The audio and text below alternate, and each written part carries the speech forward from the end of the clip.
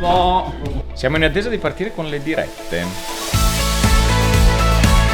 Quando siamo arrivati sono venuti a prenderci, ci hanno portati subito a scuola per registrarci. Sono preparata tanti mesi, però l'ansia ci sta.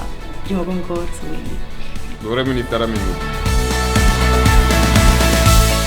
Un po' di ansia e di emozione. Un po' di ansia, ma quello ce l'abbiamo tutti. Stanotte ho dormito non benissimo, ma Sono rimasto sveglio fino a tarda notte, devo ripassare.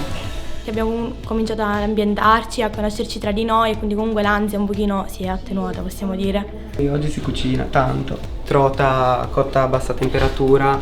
Ieri ho fatto la prova progettuale, oggi farò le prove pratiche. Ho fatto la prova di inglese e la prova di sommelier. Mi manca quella della mise en place e quella del bar.